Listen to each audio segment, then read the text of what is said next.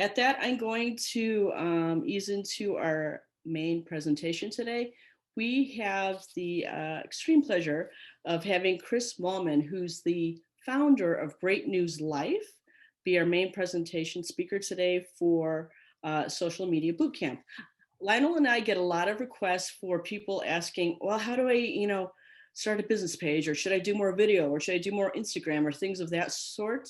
What type of digital media should I do? So Chris Mahlmann was kind enough to want to speak on that subject for us. Macaulay Corporate has partnered with Great News Life, who also brings us Laporte News, Velpo News, NWI Life, so forth. And the great thing, why I enjoy the partnership, is because of the fact they only report on good news about the local communities. There's nothing negative that they talk about. So it's been great. So at that, I'm going to pass it over to Chris. Awesome. Well, thank you very much for having me today. As I watched in a couple minutes prior to speaking, as I watched all of the things you're communicating about, it looks like social media is just one of many, many tools that you're learning. You've got your Connect system, you've got your CMS system, you've got no doubt everything that you're doing with your listings, what you're trying to do. Everybody's on Zoom, learning Zoom. And social media probably sometimes just seems like one more of those things of, oh my God, I got a million things to learn. It's too complicated. It's a pain in the butt. I don't have the time. I don't have the wherewithal. Probably plenty of you think, I don't really feel like seeing what everybody else is having for coffee this morning, or 150 people complaining about my street's not plowed. But it's something that whatever level of which you're doing, and my guess is there's some of you that are super active and that are flying through all the tools that you could use. And then there's some that maybe have been a lot more hesitant to get that actively involved, or they're not 100% sure if what they're doing is particularly effective. So I'll try to keep it at a pretty conceptual level, not necessarily open this box and then click this tag. We're happy to help you guys more actively and do follow-up stuff in the future. We've worked with Macaulay for a number of years as sort of a good news partner in the region. So we've gotten out there and had the opportunity to tell a lot of your stories. But I'll just begin with the basic premise. I'm 55. Any of us that are my age or older, or even in the similar category, we grew up with advertising being all broadcast advertising. Social media is obviously a much different engagement platform. It's more about communicating than about messaging. It's more about having a conversation than it is about blasting them out an ad or a message. So whatever level of what you're doing, the most important advice, I think, is to be authentic in what you're doing and realize it's a social medium. So as you're getting onto these platforms and you're saying, do I launch, one of your first questions there is, do I launch a page, or do I have my personal Facebook account, or do I have a business page? You're going to want a business page for whatever you're doing on a professional side, unless you're completely willing to mix personal and business. And if you are, just be aware of what you're doing then everything on the personal side compared to a business side.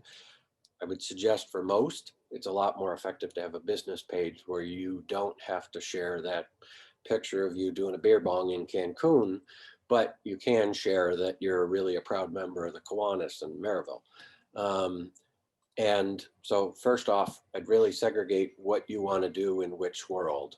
And secondly, think about what you naturally have already. A lot of people get concerned on social of, what am I going to say all the time? If I have to go on there, how often do I have to go on? Do I have to do it every day? Do I have to do it multiple times a day? You have to do it in a way that's authentic for you. So that may be somebody that's really into fitness and they love to post every time they're out there running, and they're tagging some other people they know, or they're participating in a nonprofit event, or they're at a golf outing for a great fundraising cause. It doesn't have to be a certain set schedule. More importantly than anything else, it has to be authentic.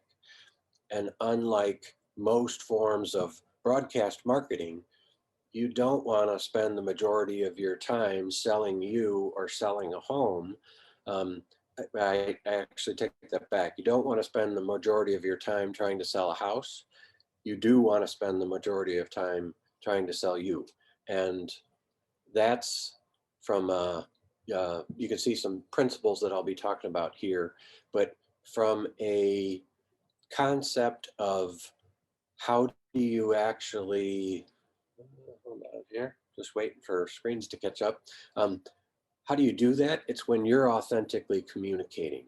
And I think that's when you're talking about what your involvement is. If you, for example, go out and build a business page, you can actually probably, I don't know if you can hear me, but you could probably just kill the slides and I'll talk through it. It's a little bit easier. We can Now hear that I'm you, getting going. Chris. Yeah, the Okay, slides are just a little super blown out, but we can got hear. it. Yeah, thank you. Um, But what you want to be doing in that business front is not go out and build that page and then say, I'm going to post 3 times a day and every one of them is going to be a listing. And it says, buy this house, buy this house, buy this house. Isn't this house awesome? Isn't this house awesome? Isn't this house awesome? Because just like it would be at a chamber networking event before all of this Zoom stuff happened, if you're going up to see somebody and you see another realtor friend or somebody at a different brokerage or somebody that's in the lending industry or somebody that's in the home inspection industry or insurance or banking, anything that's related to your connections, you don't walk up to that person and say, hey, by the way, I've got a 5-bedroom in Crown Point and it's this and this and this. You don't constantly talk about real estate, or you don't constantly talk about your listings on real estate. Otherwise, most people, as soon as you walked into that chamber lunch, would be like, gotta go. I'm going to sit someplace else because this person just talks nonstop. And whether you're in insurance or real estate or, finance, whatever industry you're in, if you're that person, people aren't going to engage. And the main premise behind social is it's an earned audience. You don't really have to pay anything for it. You can, and there's ways you could do that effectively. But for the most part, you don't have to pay anything for it, but you have to have a message that resonates with the audience. And from what you're communicating, that's what's most authentic about you. For example, we've got 75,000 Facebook fans throughout the region on one of our life sites. 90% of what we post is about someone else. So if we post 5 things a day, which is super active, and none of you need to do that. We're a media outlet with tons of stories coming in, so people are used to that a little bit more and they're tolerant of it. If you put out 5 listings a day, most people unfollow you or tune you out. But we're putting out all that stuff, but 90% of it is about someone else, and that's what drives the engagement. If we just went out in the morning and said, Northwest Indiana Life, Northwest Indiana Life, Northwest Indiana Life, boom, boom, boom, boom, boom. People would be like, these people are tools. I'm not going to listen to them anymore. But because at 9 o'clock, we're talking about trade winds, and at 11 o'clock, we're talking about Macaulay, and at 2 p.m., we're talking about Tavern on Main restaurant, and at 5 p.m., we're talking about something that NIPSCO's doing in the community, and at 7 p.m., we're talking about the Crown Point girls basketball team.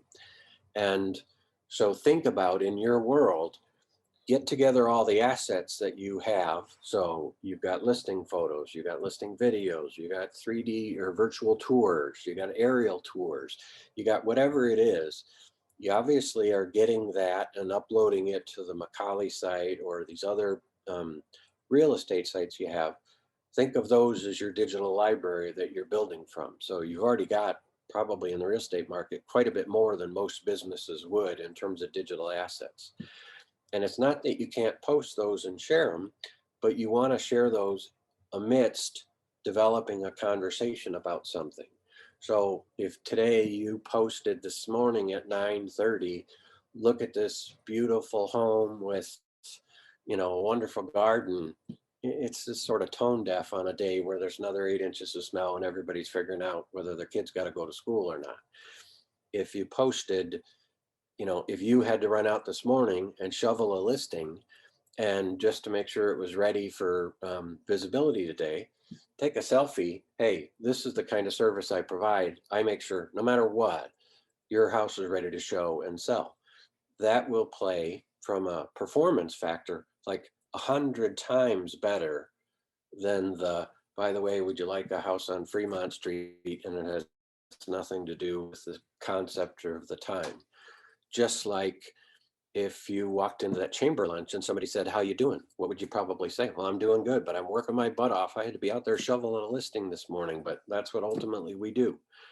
And so what I would encourage you to do online is pretty much what you do in person, and that authenticity is what plays. So if you have a bunch of digital assets, that's great. Gather them all in one place. Think about how much time you have to put to this, and think about whether what you're putting to it is most effectively done by you, or is it most effectively done by somebody else? Some people say, well, I'm just going to have my kid do my Facebook. No, absolutely not. You might have your kid do the keystrokes, or have your kid upload the file, or have your kid post the words that you gave them, or not necessarily even your kid, your young person in the office that's social media savvy.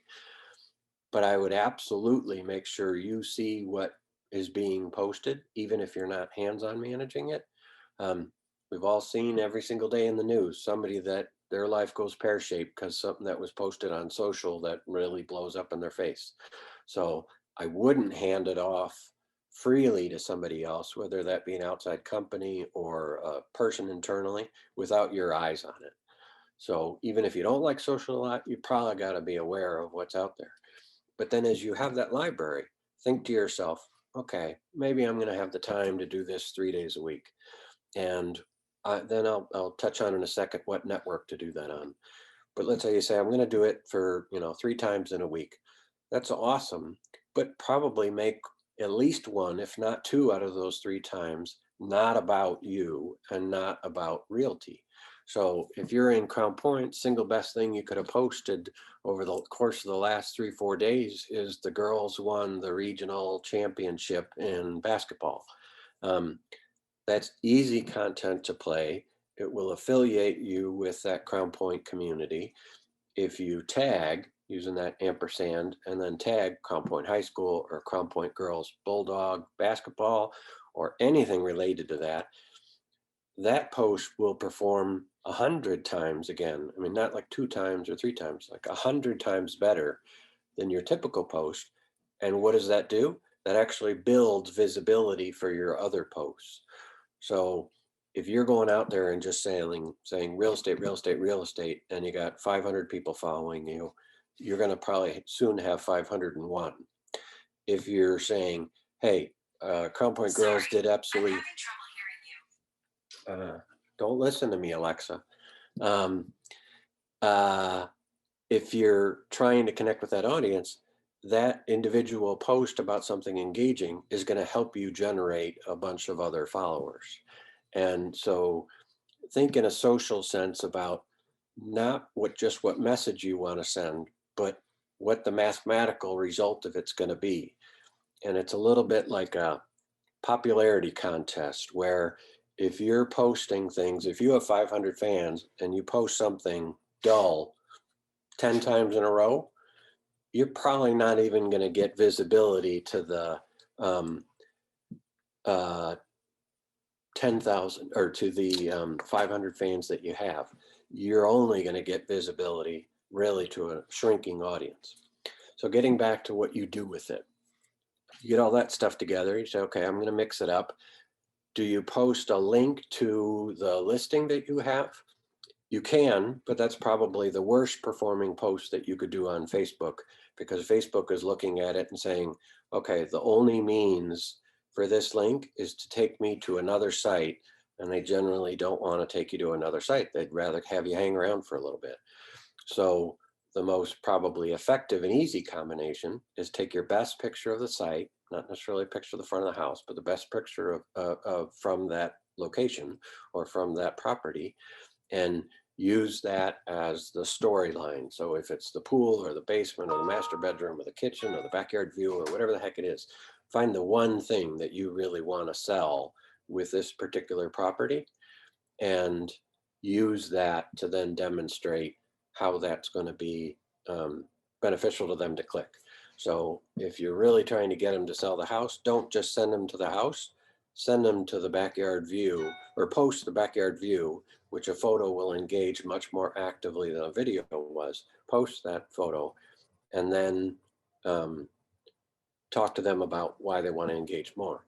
When you have video content, and this is really important on Facebook, when you have video content, many of you have slideshows or virtual tours or videos that were done. You're putting good money into getting that content made. Put that up on your website, but put it up as or put it up on your Facebook page, I'm sorry, but put it up as a video natively, not a link to YouTube or not a link to a video someplace else. Again, Facebook would really like you to spend as much time as possible on Facebook. So if you have a video that's on a YouTube page and you post a link to it on Facebook, they generally don't really want to encourage people to send it there. So it's going to get a little bit buried. If you post an actual video on the Facebook page, Facebook says, oh, we're trying to get people to watch video on Facebook. This is a video. They'll probably spend some time on it. Not only will they not lower your post, they'll actually bring the visibility up of your post because it's something that's going to keep people's eyeballs on Facebook. So let's say you have a listing video and you post it with a link to YouTube on Facebook. Maybe you're going to get 10 views on YouTube out of it, but very, very little. You post that same video to Facebook as a video file, an MOV or an MP4, whatever file you have that in. You post that as a video to Facebook and you might get 1,000, 2,000 views out of it. So like 200 times potentially more impact just because Facebook wants you to feed it content. So I think we've sort of talked about authenticity, talking about others more than yourself. I'd like to ask what questions you might have so far. I know time is limited, so I want to keep it tight.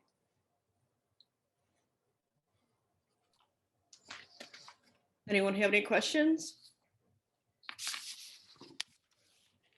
It's a shy group. So I'll just dive into a few comments if that's okay, Chris. Yes. I'm really happy that you mentioned the frequency because there are times where agents can't decide, well, should I start a business page, Facebook page, or should I just keep it to my profile? Because obviously it's 2 pages you have to manage then. Yes.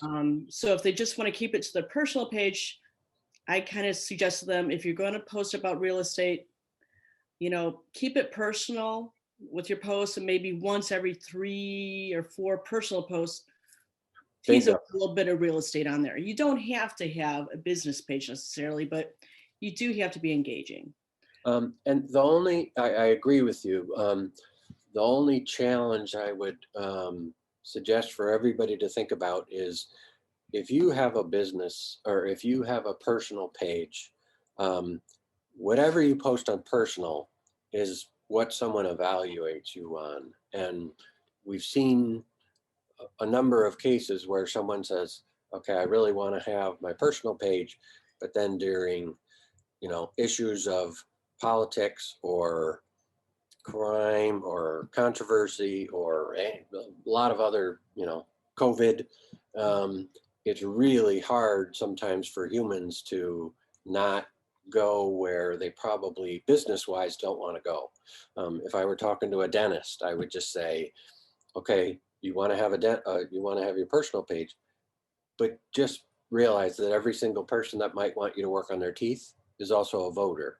And whichever way you go, half of your potential customers will really actively dislike you just for that reason alone. So, maybe I guess I would adjust my recommendation to say, if you're going to keep them separate, keep them really separate. If you're going to mix them, just be careful. The world is a very sensitive place. And, I again joke about a dentist because there's a dentist friend that I have that is very active politically. And I always warn him, and he never listens, but I always warn him and say, look, at half the people, half of the moms that are bringing their kids in to get their treatment are really not wild about doing so because of that. But the main point, I think, Monica, is that you don't need to do it a certain frequency. just be talking generally about other things. And those other things are, is your family involved in softball? Are you a runner and active throughout the region? Do you support a nonprofit in the community? What the Crown Point Bulldog girls are doing? Something that happened in the newspaper or another news source like us that's just positive that you wanted to share along. The kind of things you'd probably talk about at that chamber lunch when you walked in, and you'd say, oh, isn't that great? You know, the guys were out plowing this morning, or the girls, Crown Point girls did this, or, you know, Tradewinds is doing this thing, or OE's doing this, or there's a golf outing, that kind of stuff. When you think about then what to post in specific form, some people look at it and say, what would you prioritize? Video is the thing that Facebook is eating up the most, or trying to attract the most. They realize we're all fairly simple and we really like to scroll on our phones and just go through things. Many of that is audio off. So the single best mechanism is for people to see moving pictures or moving messages on their phone. Some people say, well, I don't have a lot of video, or I've got this one video, but I don't want to play it again and again and again. Facebook has a very easy tool to use in terms of a slideshow maker, that when you go to make a post and you select photo, it gives you an option 3, 4 down where you select slideshow, and you just take 5, 6 listings, or 10, up to 10 listing pictures from your gallery that you have, and you upload those into a slideshow. That slideshow is considered by Facebook a video. So now it says, okay, you've got our highest visibility, you've got our highest priority, you've got it most likely to be engaged. And as that then gets clicked upon, it performs a heck of a lot better. But that's a simple way to take a dozen photos, or 8 or 10 photos, and turn it into a video that plays well with you on Facebook. Collages, again, sometimes you're looking at a photo and saying, okay, well, how many times can I share this one photo of this one property? There's a million free collage makers, either inside of Windows, inside of your Mac interface like iPhotos, or you can get a maps on your phone like Photor, F-O-T-O-R, that are very simple to make a collage out of. And suddenly you put up a collage of 5 images of the property, and somebody's like, oh, wow, that's really beautiful. And it might have taken you like 4 minutes. So some of the digital tools that you might want to use, you could always send us an email and ask them about them. But most of the digital tools that are available are free or next best thing to free. And most of them are apps you could, use on your phone. On a graphics side, we like to use something, or I like to use something called Adobe Spark.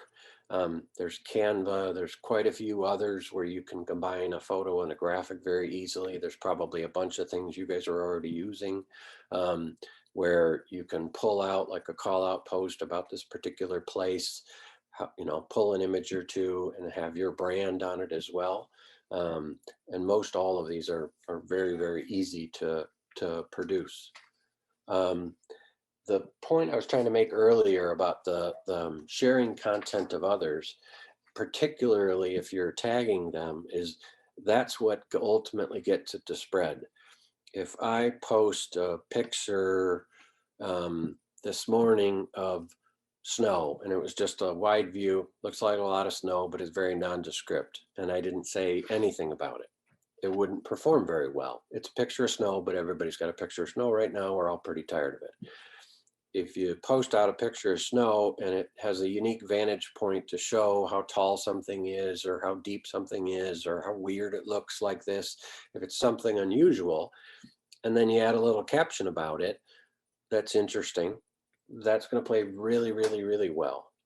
So as you're thinking about it, as Monica said, think way less from the volume standpoint and think more from the interest standpoint.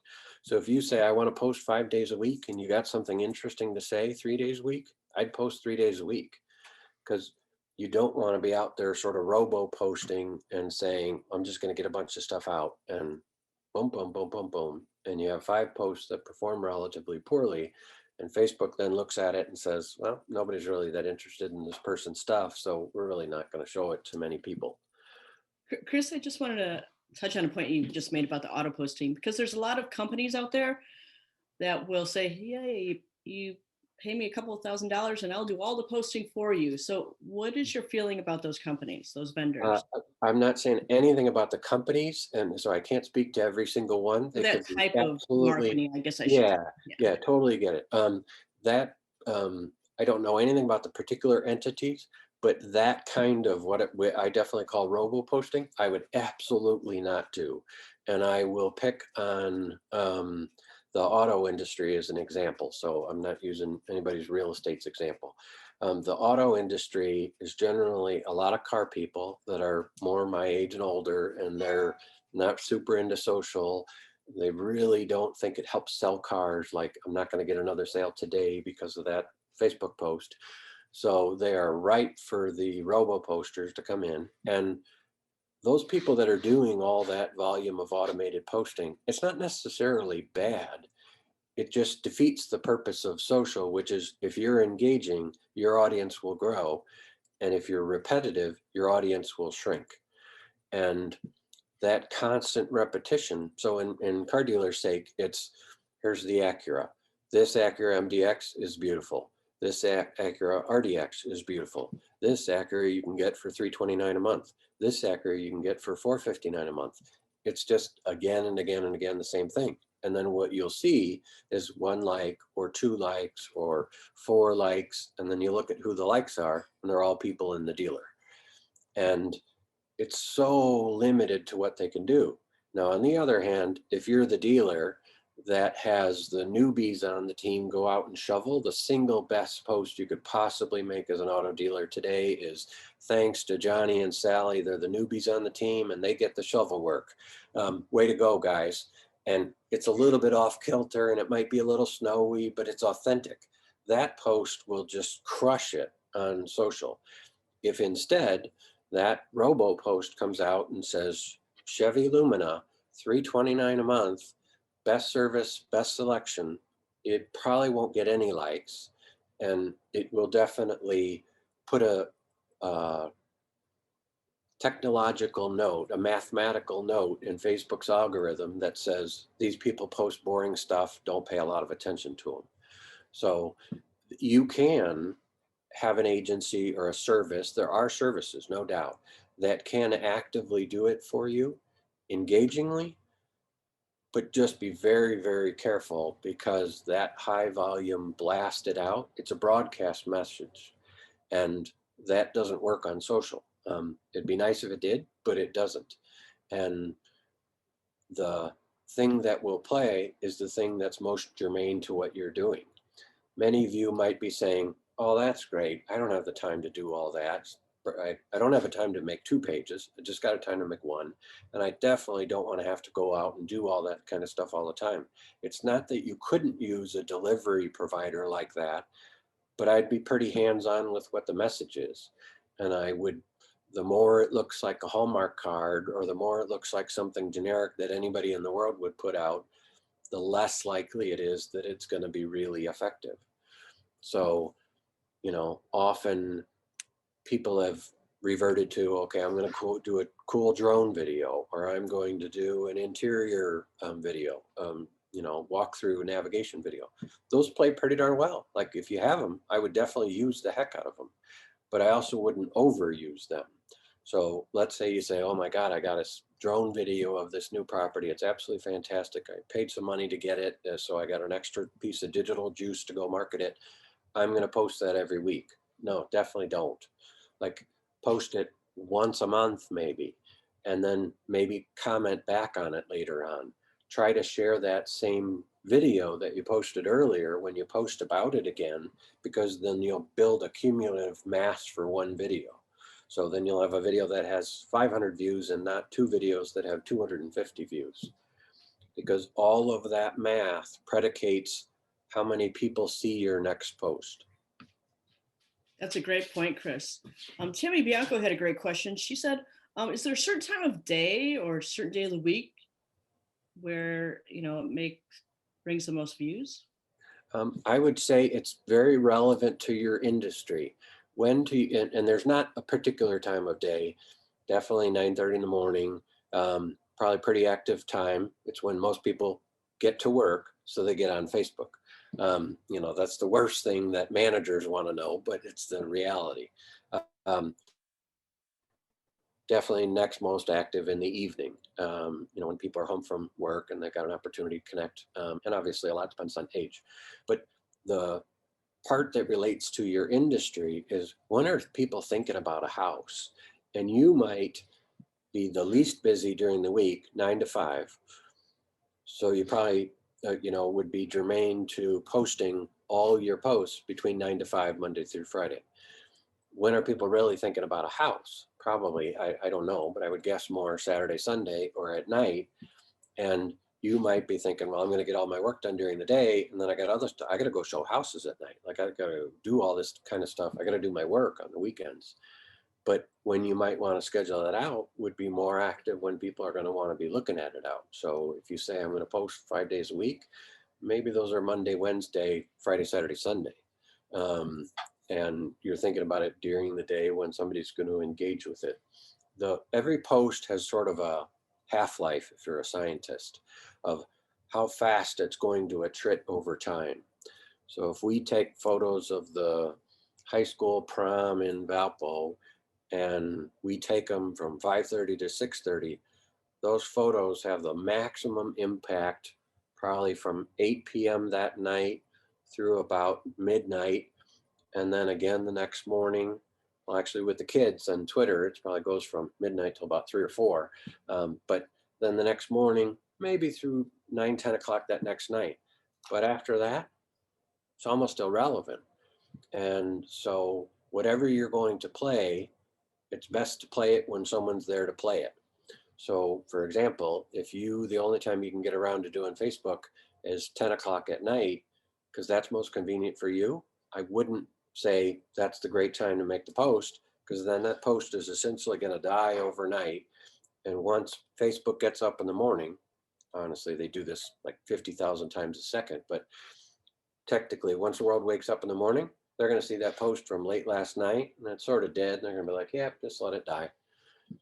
And so math has a big component to it, but it's all about, what do people engage with?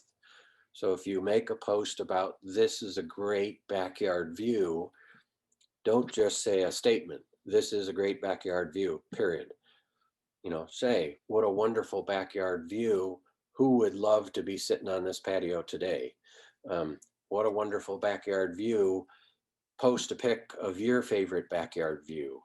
Whatever is going to get them to engage. And the more you make a statement, if I just told you it's snowing outside, how many, and would anyone like to comment on that?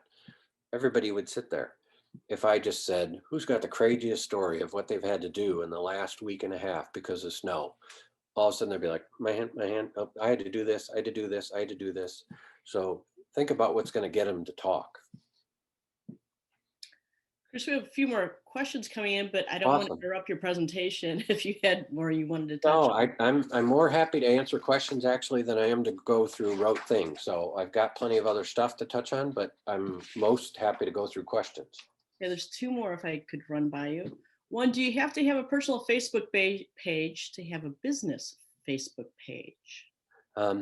Yes, you have to have an account that it's connected to. Someone has to create a Facebook business page. So you could have somebody create it for you, and then you manage it, or you got to create it for yourself. It's definitely not a very complicated process. Obviously, if you have a personal page, you know how to make a personal page. It's very similar to get a business page. If you don't have a business page, it's very easy to set up a personal page, create a business page from that, and then never post personally. So it's not like you have to be, oh, suddenly if I'm going to have a business page, now I got to be, some personality on my personhood. Like, you could literally create that in any name you want and then go create your business page. I think one thing I want to touch on too, because sometimes agents who aren't real experienced with social media feel kind of anxious about posting on their business pages. But there is a way, if under page rules, under the Facebook business page settings, where they can have other people as editors. And on occasion, Yes. like Lionel or myself, if you make us editors on your business pages, we'd be more than happy to help you troubleshoot or create banners or images, or even help share posts if you'd like. So I'm just throwing that out there to our Macaulay agents as well. This next question is from Connie. If you Oh, don't sorry, mind, Chris. if you don't mind, I'll just touch on that for the Macaulay Sure. people listening. Like, that's gigantically valuable. You know, we make 150 posts a week across our various networks. If I personally had to do every one of those, like, that's all I would ever do. I'd never be able to do anything else. So what she's talking about there is a very valuable service. It's not that you have to have your hands on the keystrokes. You just want your mind on what's getting posted and then it to be done. So if you offer that for them, for all the agents, like, I would take advantage of that like crazy. Thank you, Chris. Maybe I shouldn't have said that. No, I'm kidding. Well, now they're all going to bury you and you'll be all mad at me, but it's all good. It's all good. Connie still had this next question. Do you believe Facebook is the best social media platform, or would you also post on Instagram, Snap, or other platforms? Also, would you post the same content or switch it up for each platform? what I'll describe is the ideal, but again, there may be, if you have enough time to do one network well, I would do one network and the primary network is Facebook. If you have enough time to do two networks well, I would do Facebook, and in the case of real estate, either Instagram or LinkedIn. Snap is, you know, it's the wave of the future for kids, but I think unless you're pretty young and trendy, I think you're going to feel like an old person in Snap. And I'm a pretty digitally savvy person, and I feel like an old person in Snap. I would say the same thing about TikTok and others, where if you really think you want to be cool and hip and fun, have at it and have a great time at it. But the mass amount of users and the mass amount of adult users that could be considering buying a house or selling a house are likely you're going to find them on Facebook. The second choice between Instagram and LinkedIn. Instagram is a very fast growing medium, has continued to grow consistently throughout its time. It's very visual. It's not really meant for spending a lot of time talking about something or textually. It's not really an exchange. It's not necessarily like a social media exchange, so to speak. Hence But Insta, right? yeah, it's Insta. It's just, and it's very more visual. Like, you wouldn't take the stereotypical perfect shot of the outside of the home and just post it on Instagram. People just won't care. They'll want to see, you know, a unique backyard shot, or they'll want to see some perspective of this awesome 6-burner grill, or, you know, it's a little bit more marketing oriented, definitely very visual oriented. You could post a picture, you could post a short video clip, you could post a series of pictures, but you're not really selling a lot of stuff. You're mostly saying, hey, I'm cool enough to be on Instagram, so don't think I'm an old timer. I would think a very, very great second option is LinkedIn, and not from a you're going to get a lot of buyers standpoint, but every banker is on LinkedIn. But I shouldn't say every. Lots and lots of bankers are on LinkedIn. Lots of realtors are on LinkedIn. Lots of mortgage brokers are on LinkedIn. Title people are on LinkedIn. There's business and chamber and association people that are on LinkedIn. It's a You great don't point have to because it's more of post. a professional network on LinkedIn. Yeah, So and so I'm not saying go to LinkedIn because you're going to sell a ton of houses, but go to LinkedIn because there's a lot of people who are going to be aware that you sell houses, and maybe they want to do some co-marketing with you or services, or you're going to know them in a transaction. It's just good. It's your digital Rolodex. And LinkedIn's the easiest way to say, hey, I'd like to add these 5 people to my Rolodex because I might do business with them someday. Go. And it takes you 2 minutes. You don't have to post a lot to LinkedIn. I'd really just set up your profile or have somebody help you set up your profile, have the basics on there, comment on some things that come across from time to time. You could do it once a week, and that's plenty. Instagram. Sorry, I couldn't hear what you said. Siri. Yeah. I got too many devices. That's ultimately my problem. But if you're going to get on Instagram, don't be an old guy like me on Instagram. Like if you're going to get on Instagram, get it and use the help of somebody that can really help you do that. Somebody else might ask about Twitter. If I'm a real estate agent, I wouldn't spend any time on Twitter. If you're interested in news and sort of what's the latest thing happening, or if you follow high school sports or NCAA basketball or political trends, whatever, Twitter is an awesome way to consume news very, very fast up to the moment what's happening. I don't think it's very effective at selling a house at all. No, that's great. And I like the fact that you mentioned the sports and the local content. I worked for a daily newspaper for over 10 years, and the sports section and the community sections were the most read. You know, Always. so always. So that's why it's great to like and follow great content media companies like yours, Great News Life on Facebook. So if they want to share that content, they can do that, correct? Oh, absolutely. I mean, I obviously encourage you reading and sharing all our stuff all the time, but not just because it's good for me, like it literally is good for you. If there's, and I'll say sort of ranking priority, if you see an article out about Macaulay, share it. Like be proud of the company you're representing or what these people in this office are doing. It's not like a zero-sum game. Like if Bob says Sally's good, oh my God, Bob's going to have fewer sales and Sally's going to have more sales. Like it is a very complementary network. It's definitely a pay it forward network. So if you see something out about Macaulay, they've earned X distinction, or these people all got awards this year, like congratulate the other people in your group, because those are the people that are going to be congratulating you or affirming what you're doing.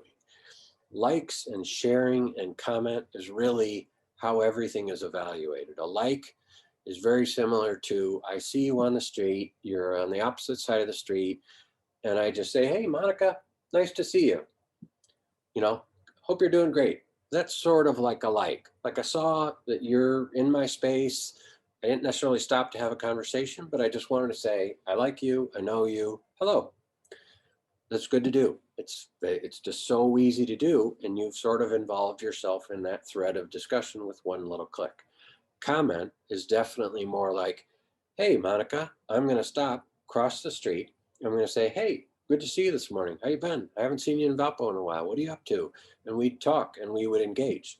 That's making a comment, as you started a conversation of people engaging back and forth. Sharing is probably the most affirmative thing you could do, where you take that piece of comment or you take that piece of content and Monica shares something else out about Macaulay. The most affirmative thing I could do is share that post out, and don't share it without a comment. Share it with a comment and say, hey, my friend Monica has got this going on with Macaulay and it's really great. Plus she's an awesome runner, you know, way to go. Doesn't have to be War and Peace. It could be literally 4 words or a half a sentence, but share it with an engagement, just like you might if you were in Forbes magazine and they profiled any of you and you're on the cover of the magazine. What's the very first thing I think, you know, you would do? You'd probably get a lot of copies of the magazine and you give them out to all your friends, and you'd be like, hey, do you see Forbes? Look at this, I'm on the cover. Wow, isn't that cool? You'd put them out in your lobby, you'd give them out to potential prospects, you'd make prints of it, you talk about it on social media. So when you're in the media, like if we cover something that you're doing, you won an award from Macaulay and we post out about it, or anybody does, we post out about it, it's so easy to take that, share it on Facebook, make a little comment that says, our team is rocking, we're ready to help you. It could take you like 30 seconds on your phone, doesn't have to be sophisticated at all. It takes you 30 seconds and you basically put your message out into the universe that says, I have an opinion on the real estate market in 2020, and my company that I represent just crushed it last year, and we got a great group of people going on, and I'm happy to be part of it. You said all that in like 6 words, but you put yourself out there into discussion. So it's just like walking into that chamber lunch and you walk into the circle of 5 or 6 people that are talking, and you sort of patiently wait your turn, and then maybe you get a chance to talk, maybe you get a chance to network, give out some cards, or maybe you just have to wait your turn, and then they're sitting everybody down, and you're like, oh, another chamber lunch, and I didn't actually get to meet anybody or network. Like, this is a waste of time. It's just warm chicken. Think about that from a communication standpoint. When that story comes out, you have the chance to be the first one talking. So you see something come out of the Times or the Post or radio or any of the life sites or anything. Macaulay puts it out, and you say, oh, that's something good to post. BP just committed to a new investment in the region, or the South Shore Rail just, they just began construction, or downtown just finished the Bulldog Park and Crown Point, whatever it is, whatever market you serve. As soon as that piece is out, that's a piece that you can go play. And you don't have to come up with anything super creative. You could just say, it's awesome that youth hockey has a great place at Bulldog Park to play. And you might, when you post a link about a house, you might get 2 likes to it. That post about Crown Point hockey probably gets 15 and 2 people sharing it. So those people, when they share it, are ultimately saying, hey, I'm going to take Dennis's stuff and I'm going to share it out to other people. And then other people are going to look at it and say, well, who's Dennis? Well, maybe I'll friend Dennis. Maybe I might buy a house from him or sell my house to him or whatever it is. It's all, you don't have to produce a lot of stuff. You just have to imagine you got the tools, or you have somebody like Macaulay to help you. You have the tools to prospect out zillions of times much faster than before. I'm an old school guy. The most effective thing for marketing for me back building relationships years ago was I read a ton. So I would I'd see something about wine. And let's say Monica was a real wine connoisseur. I'd pull out something about wine and I'd rip it out of the magazine and I'd grab a little letterhead and I'd say, hey, Monica, I know you're a real wine connoisseur. Thought you might enjoy this article from Business Magazine. Sign it, put it in an envelope, send it out. I always thought, my God, that took me like 5 minutes to rip it out, write a note, put it in an envelope, address it, and I put a little 30-cent stamp probably at the time. God, that's so efficient. I'm a super efficiency oriented guy. And I thought, man, that's just the easiest prospecting in the world. Monica sees the note. She knows that I pay attention to what she's interested in. She's reminded of who I am and that we have done business or we could be doing business. It's a great reminder that I actually give a hoot about what she's interested in and that I'm connected to her mentally. And it cost me 35 cents and 5 minutes. Now with Facebook, you could do that for 0 cents in 1 minute. And all you really got to do is get on, see something interesting that's streaming by that you might want to put out into the world that's positive, and say, hey, it's awesome that the Kiwanis is having their corn roast. Great summer tradition. Bam. It's that simple. Those are all really great points, Chris, especially with what's going on with Zillow. And as Ron McCauley's always said, Zillow is not your friend. And now even more so, we see that. But agents are always asking me, well, how do I position myself as a local agent? Well, those are ways you can do that by sharing local content. Crown Point Bulldog Park and things of that sort, Centennial Park in Munster, and latest farmers markets or what sort. So these are all great ways to communicate that you are familiar with the local area. If you're ever wondering, literally just go to one of our sites, let's say nwi.life. And if you're a realtor in Whiting, just type in Whiting. You'll find something within the last week, probably a couple within the last week, but you'll definitely find something within the last month. That's a positive article about what downtown restaurants are doing in Whiting to, make up for the COVID challenges. All you gotta do is take that link, share it, say, I'm a proud Whiting realtor and always have been, and you're done. And I bet you that post will get more engagement than the last 5 you made. And you're essentially just sharing out good. It's what drives the political stuff that we were talking about at the very beginning. It's what drives that so actively in a negative front. It's because if I see something, I say, I hate that guy, boom. And I tell everybody, I hate that guy, or I hate this gal, whatever, I can't stand them, they're terrible. That's why that political stuff spreads as well as it spreads. use positive, not just us, any media outlet, but use positive information to say, hey, what are the kind of people I want to be known to be associated with or communicating about? And if I'm big into youth sports, talk about the local softball team. If I'm really big into philanthropy, let's see what the Legacy Foundation is doing. If I'm really involved in the parks, oh my God, Indiana Dunes has this great trail finder. I'm just going to share that. And you might say, well, how the heck does sharing a trail finder help me get real estate leads? It shows that you actually care about running or walking on trails. And then it shows you might have a common interest, somebody with a buyer, and then that person likes your post. And then they're like, oh, actually, I'll follow her. She seems to be trail oriented and a realtor. It's just like you would do in person. You would want to find a way to connect that when that buyer calls you on the phone and says, I'm thinking about listing the property, you don't just ask them details about the property. You probably probe to find out, is it a single parent? Is it a dual parent? Are they selling it from the grandpa? What's their story? What's their reason for needing you right now? And I think just think about the world around you. What do you want to be known and associated with? Chris, thank you so much for the presentation today. My pleasure. Sorry I go on very long and I ramble. No, this is I all ramble a great. lot. And you know, I may take you up on having you back sometime. So I hope Absolutely. Yeah, Great. absolutely. And even if you want to go into targeted things where people say, hey, that's all great, but it's basic knowledge. I really want to go deeper into Facebook. Or by the way, here's all this thing about the Instagram. What do you want to do? We're happy to help. Really proud to be a partner of you guys. We are too. Thank you, Chris. Awesome. Stay safe and stay Thank warm you. today.